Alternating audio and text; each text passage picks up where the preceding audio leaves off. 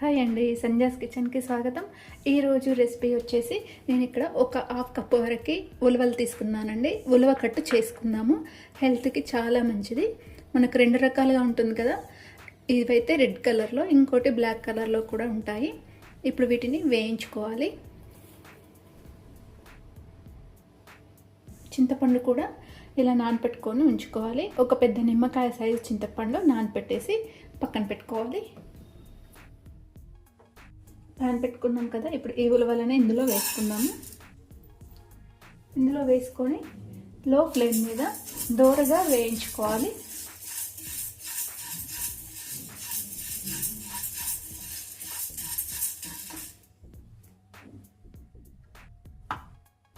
చూడండి, ఇప్పుడు ఇవి వేగిపోయాయి. ఇవి తొందరగానే వేగుతాయండి.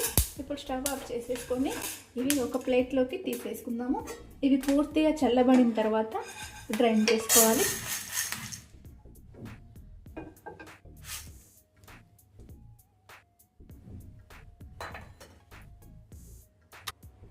ఇప్పుడు ఈ చింతపండు రసాన్ని కూడా ఇలా చింతపండు రసాన్ని తీసుకోవాలి. కొంచెం పల్చగా చేసుకోవాలి.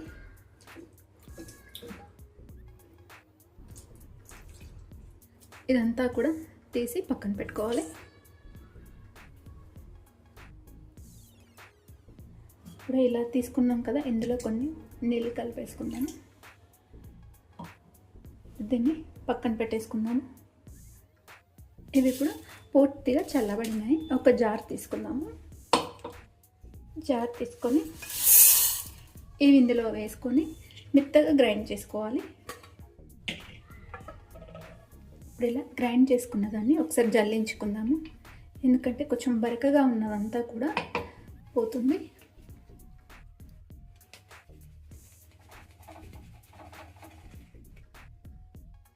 చూడండి, ఇలా వస్తుంది.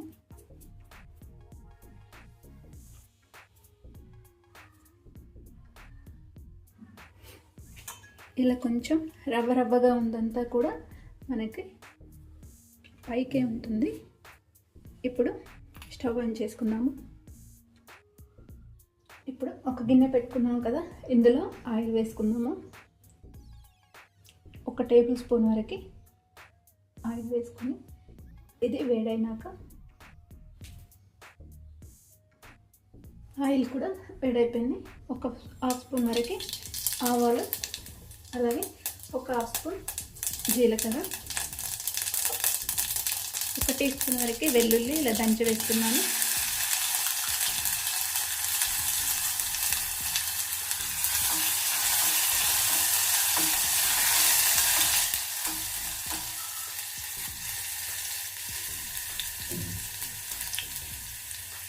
ఒక 2 పచ్చిమిర్చి కట్ చేసుకొని ఇలా వేసుకోవాలి పొడవుగా.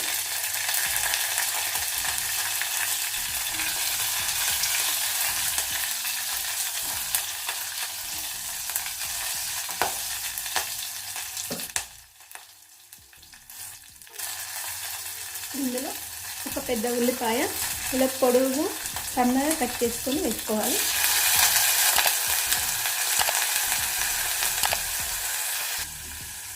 ఇప్పుడు ఒక 2 ఎండుమిర్చి కూడా వేసుకోవాలి. అలాగే కొంచెం కరివేపాకు,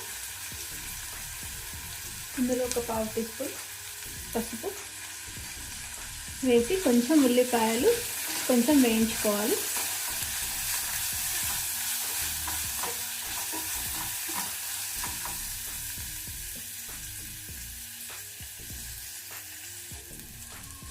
ఇప్పుడు ఈ ఉల్లిపాయలు కూడా వేగాయి కదా, ఇప్పుడు ఇందులో కొంచెం ఇంగువ వేసుకున్నాము.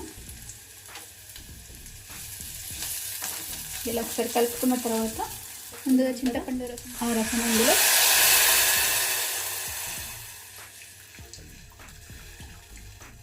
వేసుకోవాలి.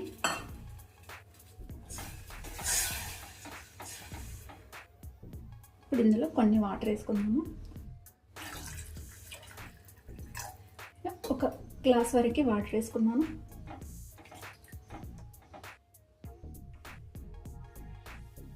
ఇప్పుడు ఇందులో రుచికి సరిపడినంతగా 1 టీ స్పూన్ వరకు ఉప్పు వేస్తున్నాను. అలాగే కారం కూడా వేసుకుందాము. నేను 1 టీ స్పూన్ వరకు కొంచెం తక్కువగానే వేస్తున్నాను, ఎందుకంటే ఎండుమిర్చి పచ్చిమిర్చి కూడా వేసుకున్నాం కదా. దీన్ని ఒక ఉడికొచ్చే వరకు ఉడికించుకుందాము. ఇప్పుడు ముందుగా గ్రైండ్ చేసుకున్న ఈ ఉలవల పొడి నేను ఇక్కడ ఒక 2 టీ స్పూన్ల వరకు తీసుకున్నాను. ఇందులో కొన్ని వాటర్ వేసుకొని ఉండలేమీ లేకుండా కలిపేసుకోవాలి.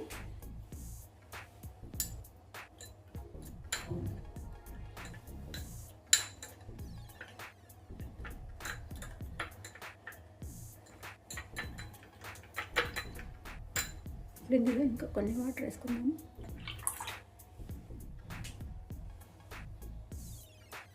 ఇప్పుడు మరుగుతుంది కదా, ముందుగా ఇలా కలిపి పెట్టేసుకున్న ఈ ఉలవల పిండిని ఇందులో వేసేసుకున్నాము.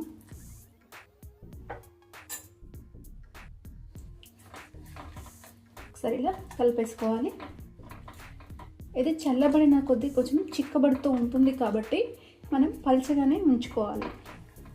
ఇలా కలుపుకున్న తర్వాత ఇందులో ఇంకాస్త కొన్ని వాటర్ వేసుకుందాము. వాటర్ వేసుకున్న తర్వాత మీడియం ఫ్లేమ్ మీద ఒక 15 మినిట్స్ వరకు మనం దీన్ని మరిగించుకోవాలి.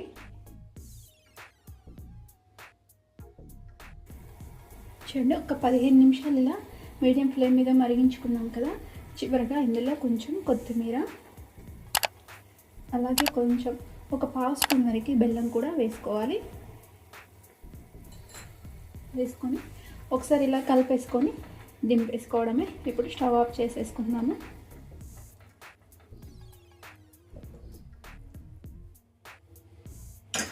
దీన్ని ఇలా ఒక బౌల్లోకి మార్చేసుకుందాము.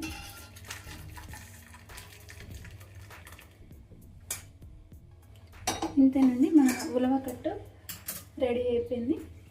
మరీ చిక్కగా కాకుండా మరీ పలుచగా కాకుండా ఇలా కొంచెం చల్లబడిన తర్వాత కూడా మనకు చిక్కబడుతుంది కాబట్టి ఇలా ఉంటే సరిపోతుంది.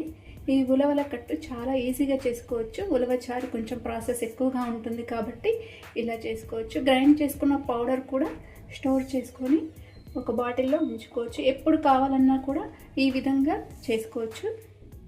అలాగే మనకి ఉలవలతో చాలా బెనిఫిట్స్ ఉన్నాయండి.